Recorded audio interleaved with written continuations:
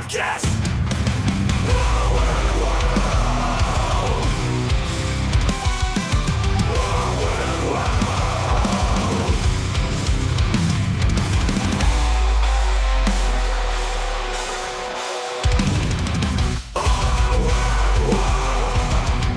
Welcome to Our Weird World. I'm your host, John Henson, and it is the start of season 7 of the show, year 7 of the show. Why do I keep doing this? I don't know. It's fun. Starting off, we got 4 stories of people who were kidnapped. Did they end well or did they not end well? Let's find out. We've got the stories of Colleen Stan, Wolfgang Prickapill, Elizabeth Shoaf, and our first one will be of Peggy Ann Bradnick.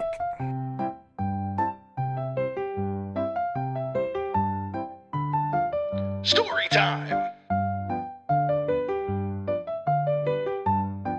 Story time.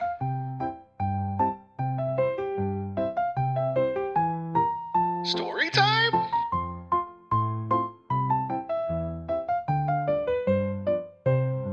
Story time.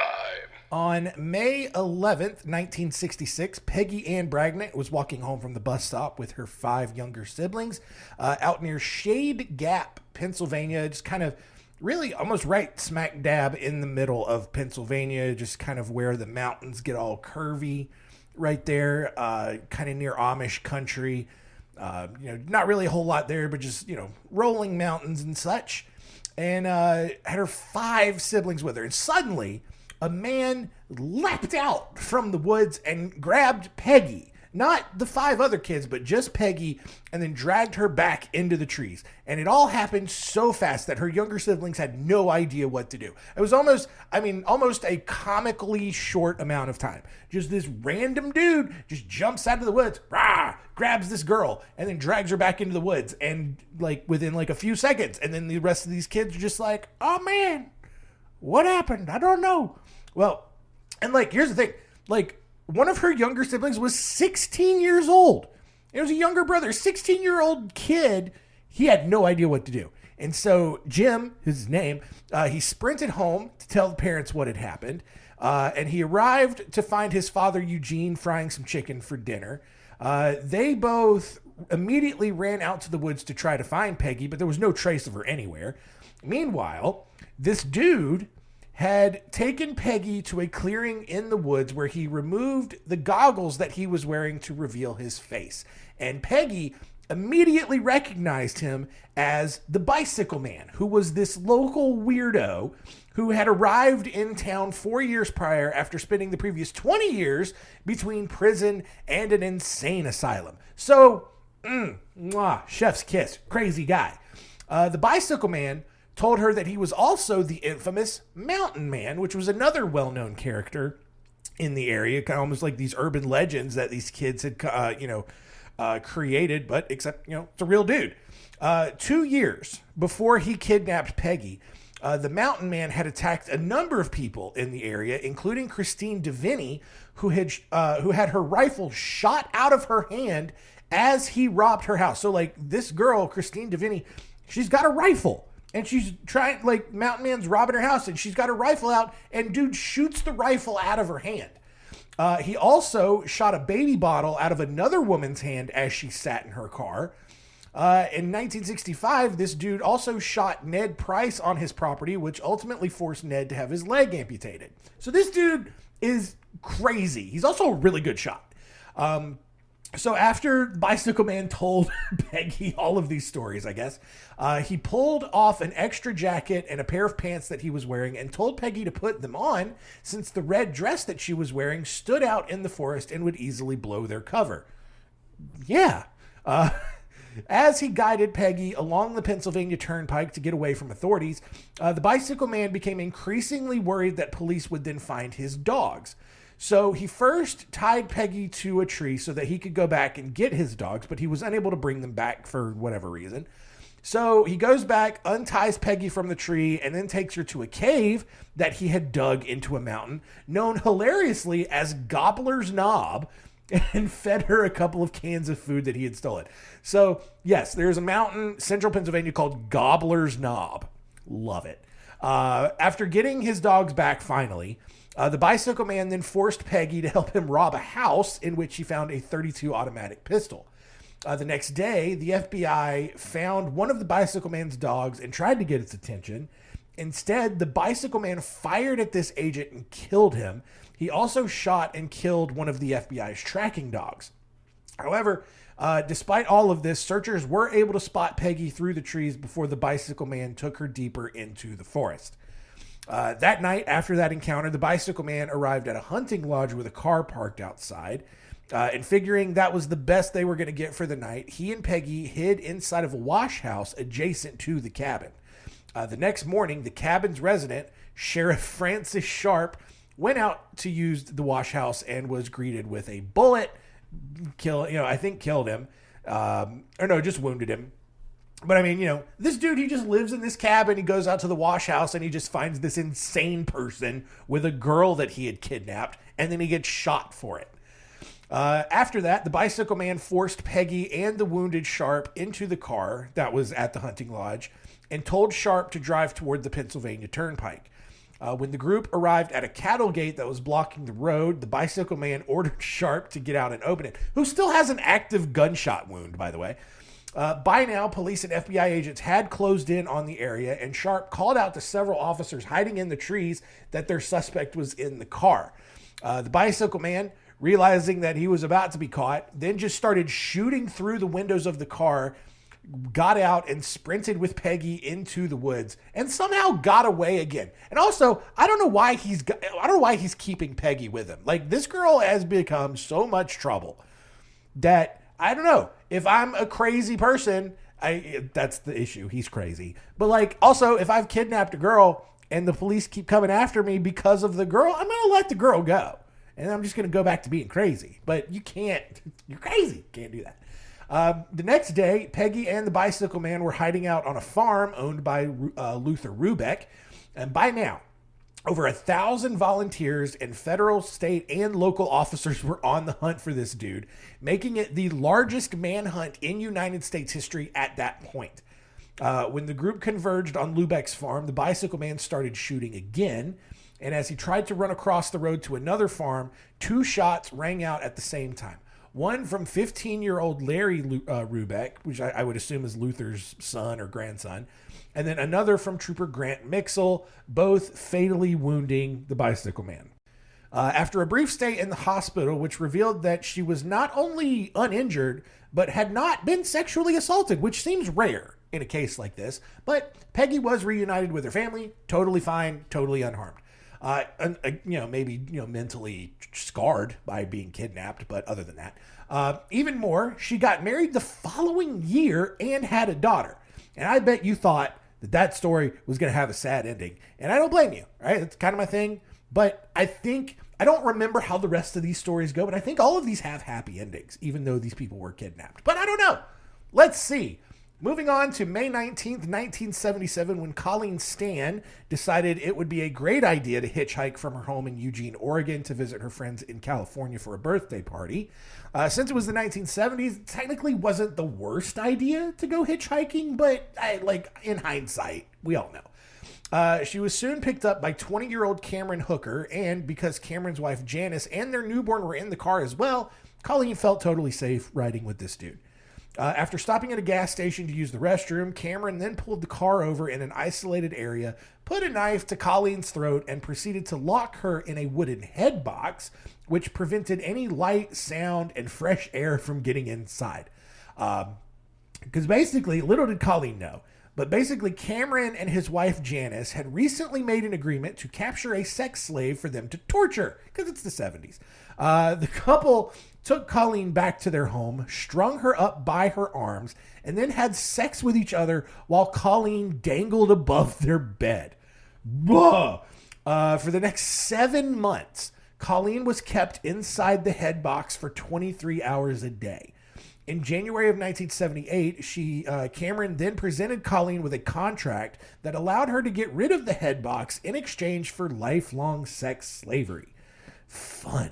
After she signed, Cameron told her that a powerful organization called The Company was watching her every move and that she and her family would be brutally tortured if she ever tried to escape. And so, because Cameron, as part of this contract, though, the contract stated that Cameron could not actually have sex with Colleen, which if she's a sex slave, then what are we doing? Well, because of that, he began orally raping her, which is somehow different. I don't know.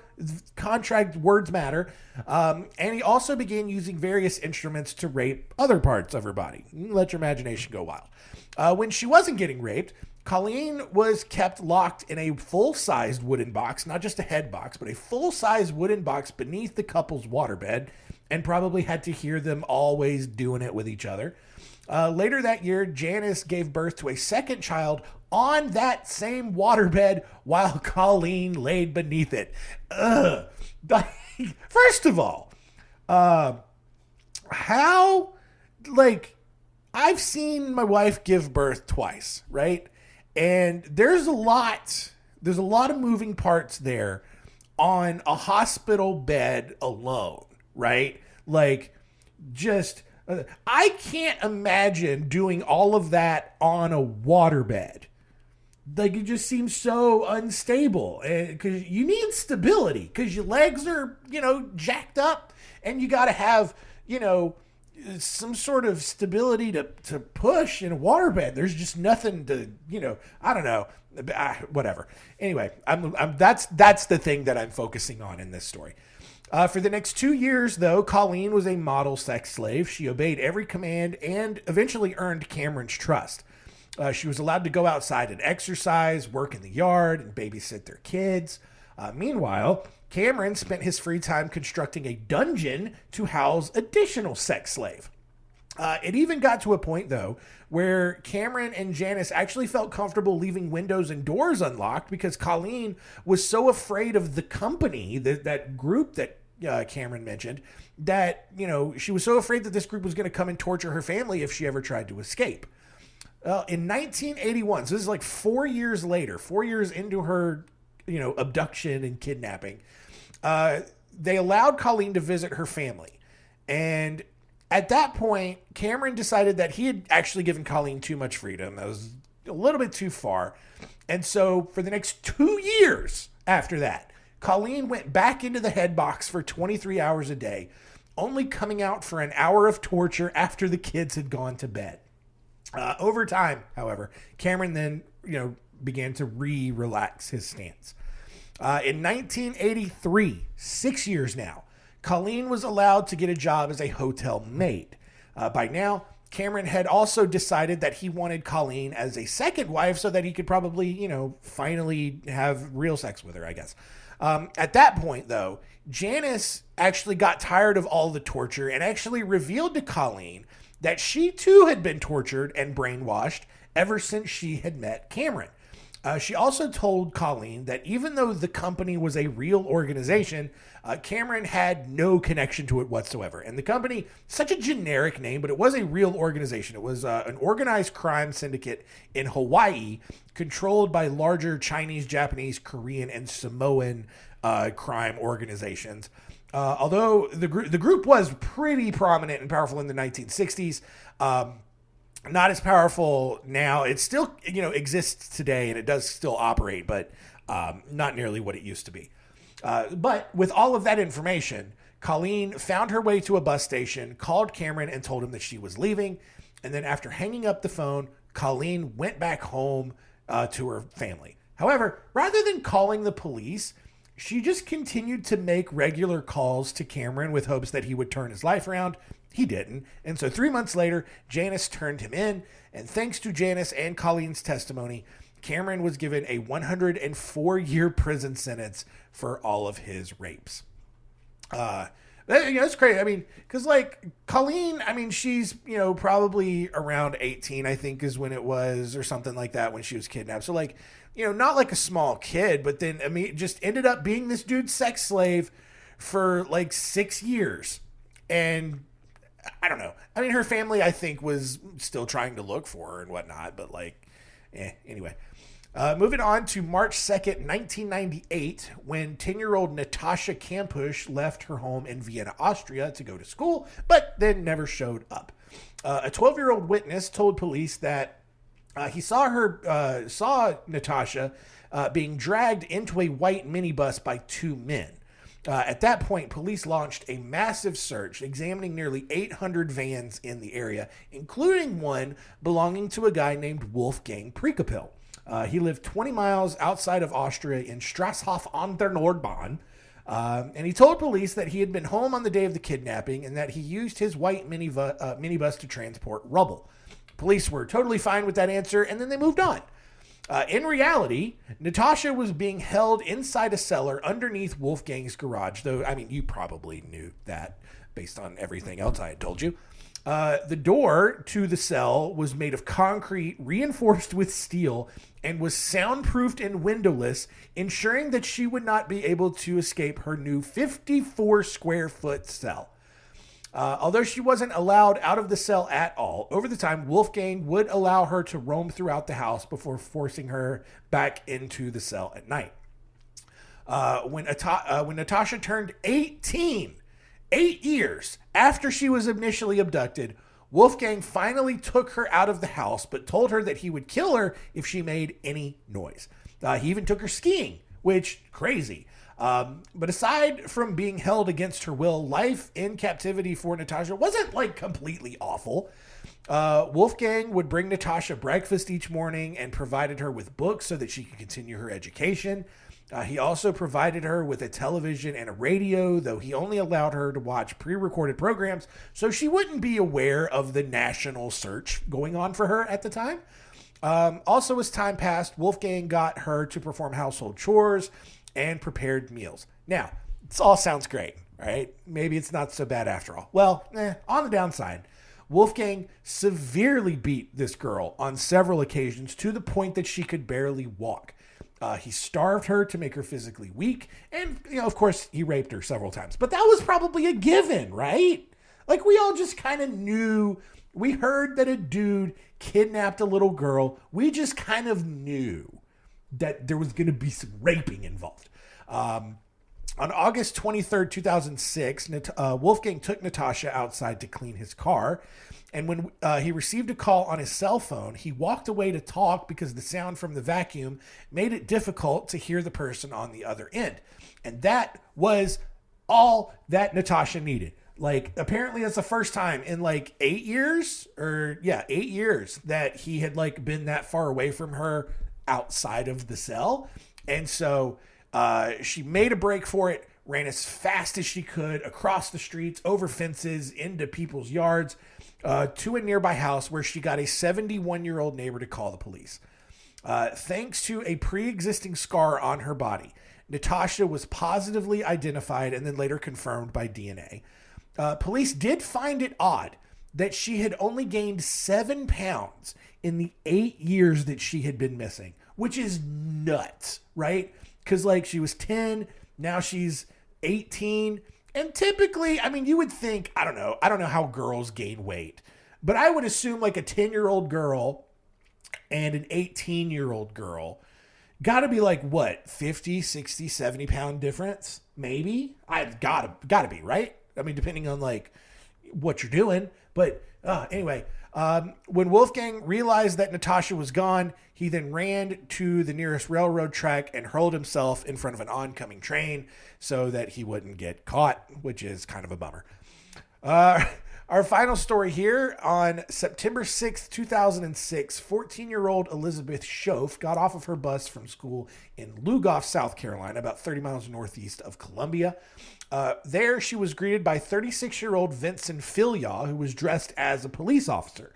Filyaw asked the girl to come with him to check out something and proceeded to take her into the nearby woods, where he then walked her around long enough for her to get disoriented.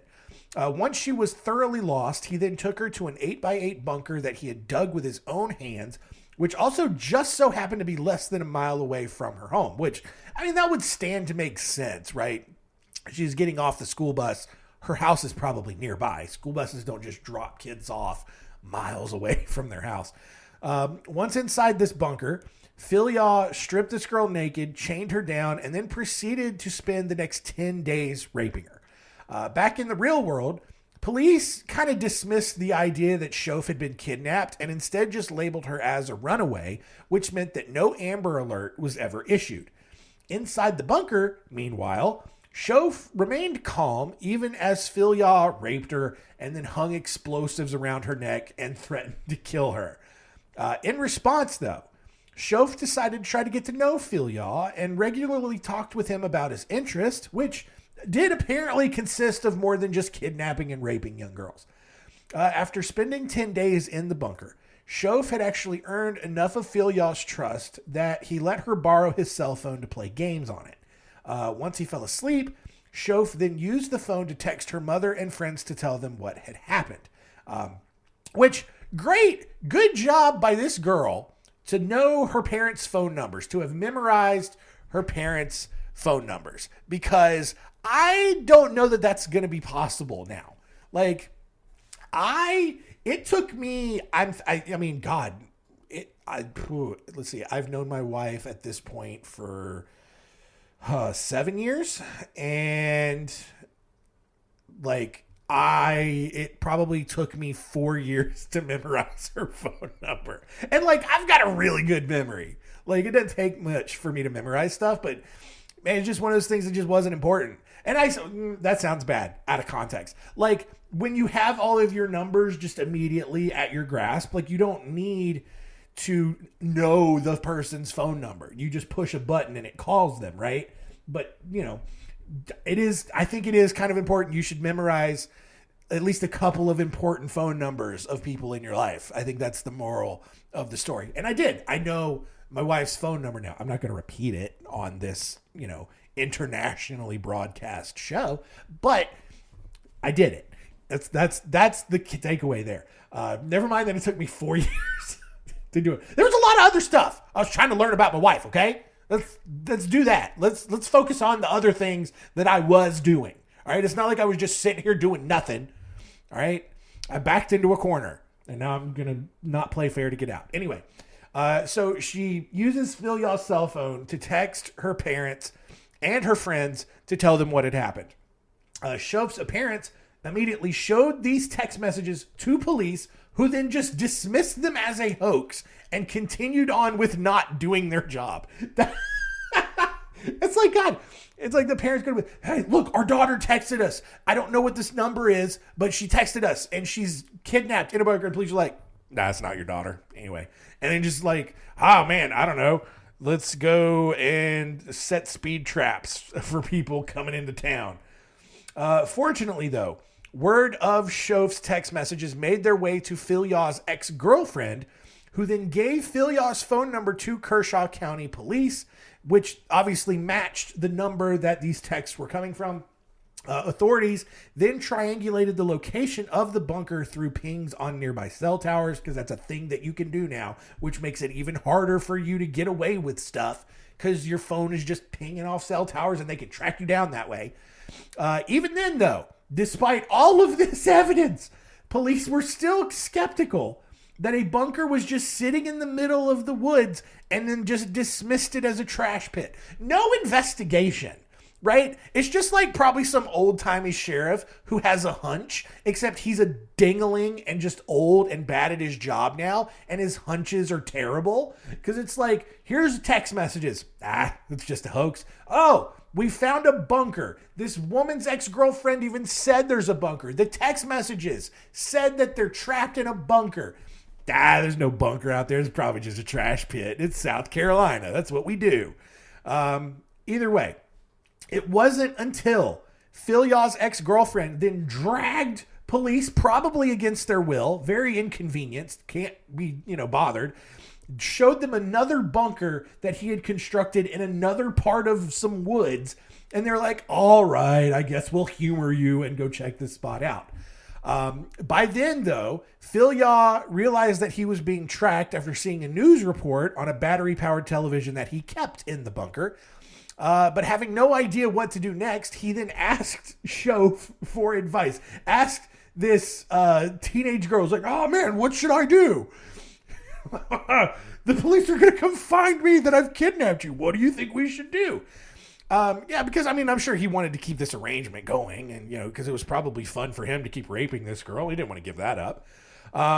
Shoaf, however, she suggested that Phil just run away before police got there and captured him. Like, because they were going to come get her regardless. But maybe, dog, if you just run away, maybe you'll get away and police won't get you. So that's what he did. He runs away, and once Phil was gone, he leaves his cell phone also because she was probably like, yeah, they're going to track you down with this. You can't take this, man.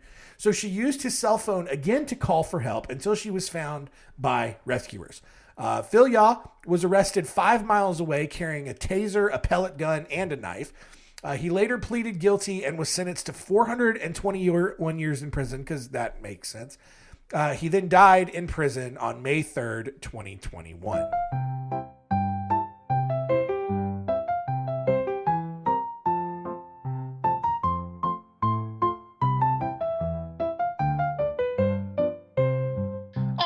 There you go. Kidnapped people in the books, for the most part, all happy endings.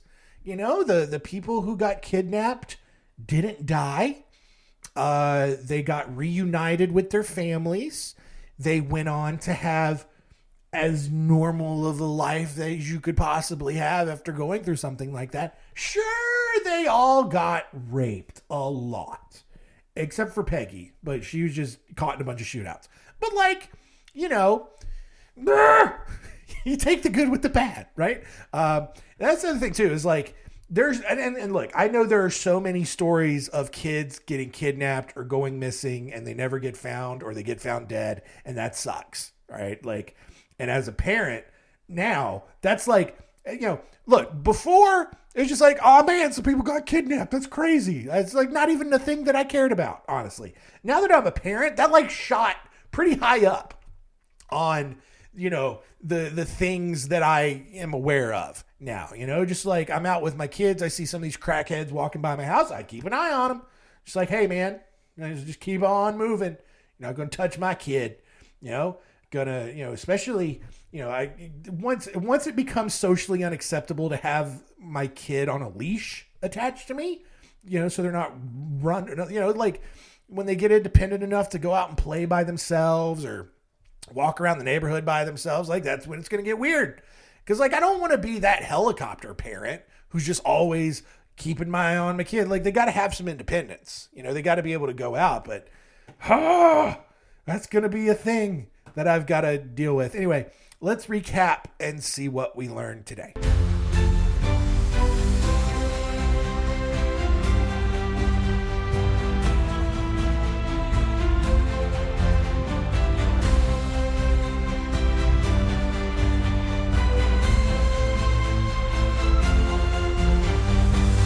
What did we learn? Number one, Peggy Ann Bradnick, who was, at least 17, was kidnapped by the Bicycle Man / the Mountain Man. Just some crazy ex-con who's hiding out up on Gobbler's Knob and was just shooting at people. And then he kidnapped this girl and just kind of went on a shootout with a bunch of different people along the way. And then he finally got shot and killed. But she wasn't harmed. She wasn't sexually assaulted at all. So silver linings, I guess. Number two, Colleen Stan, held as a sex slave, kind of, for 6 years. Even though it wasn't traditional sex, but it was other stuff. And other stuff. And then she finally escaped. So good for her. And then number three, Natascha Kampusch, held for 8 years. And, got beat. Got starved, only gained 7 pounds in the 8 years that she was held captive. That's crazy. But she got out, and, this coward launched himself in front of a train to avoid getting caught by police. But whatever, happy endings all around.